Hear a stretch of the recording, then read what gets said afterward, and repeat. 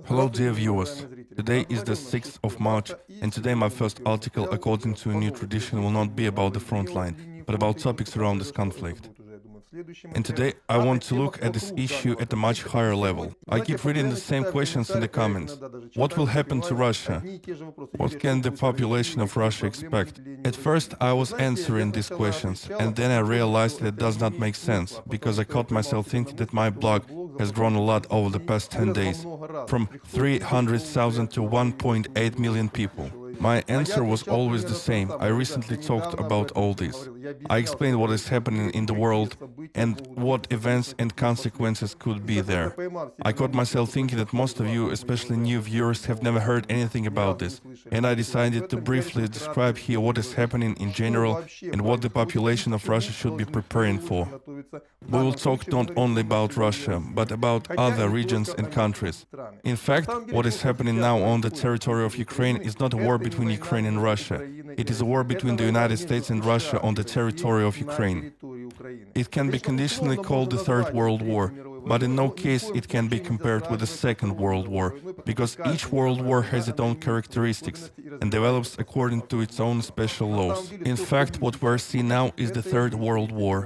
And it didn't start on the 24th of February, it started much earlier, even earlier than in 2014. It's just that a new phase of it has begun now, when Russia goes on the counteroffensive. It is mostly hybrid, but sometimes there is also a military phase. In this case, we are witnessing another military phase of this war.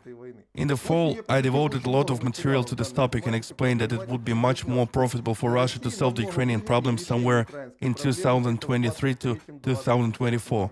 But if this happens in 2021 or 2022, as it happened, then in fact the Americans managed to provoke Russia into preventive actions, which, on the whole, weaken its position.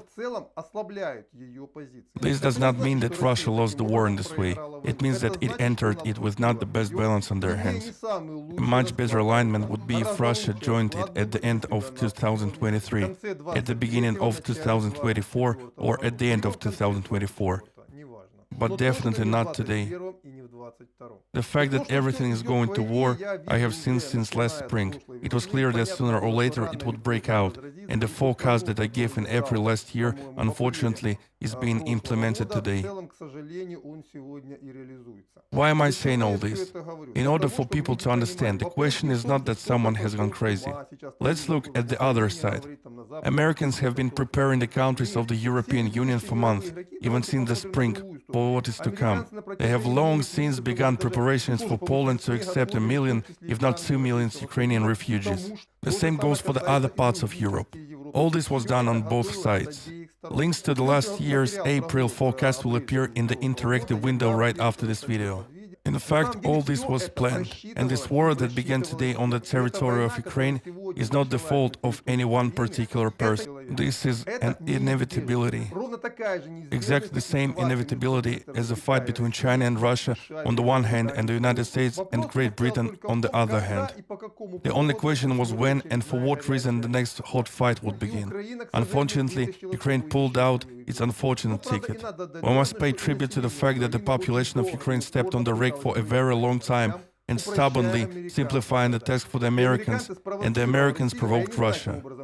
Obviously, they somehow convinced Russia that they needed to solve the Ukrainian problem right now, because otherwise it would be worse for it. What advantages did Americans get in this way? They have every chance to move their military camps to France and Germany. In Ukraine, they are fighting only for this. Ukraine was just a bargain chip for the Americans and the British. They give Ukraine to Moscow, but increase their influence on Germany and France. Without this, their defeat in the battle with China and Russia would have been simply inevitable. Now, due to the fact that these events begin in Ukraine, there is hope, there is a chance for success, which they will try to use. Proceeding from this, it is necessary to consider the problems that await Russia, not through the prism of today's events in Ukraine, but through the prism of this particular struggle. And when several people asked me yesterday the question, should we expect mobilization, total war against Ukraine? There is no chance of a total war against Ukraine to be. The forces are absolutely incommensurable.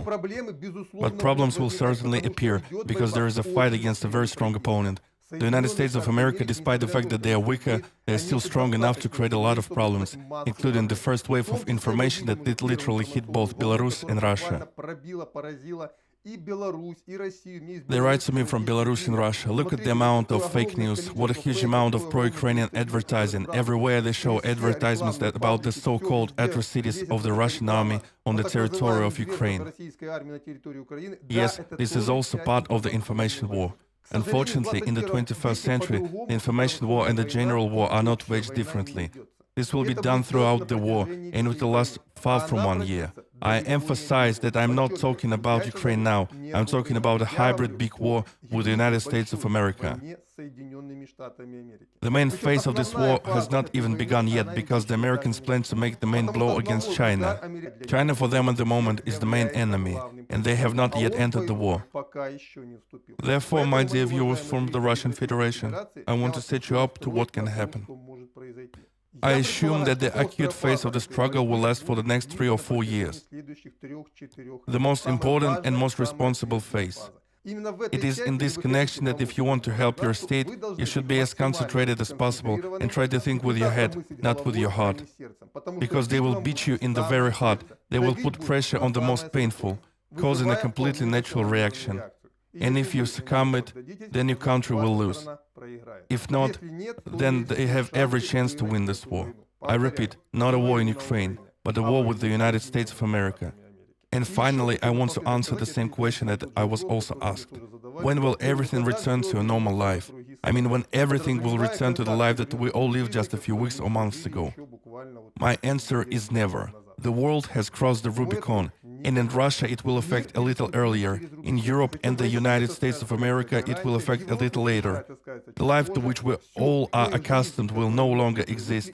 It will very quickly be replaced by new orders, new ways of life, and I don't know what will happen as a result. In one of the following materials tomorrow in the morning issue, I will try to tell you how I understand what serious changes this will lead Russia to in the very near future. On this topic, that's all for now. Goodbye, wait for the next issues. I think there will be a military summary.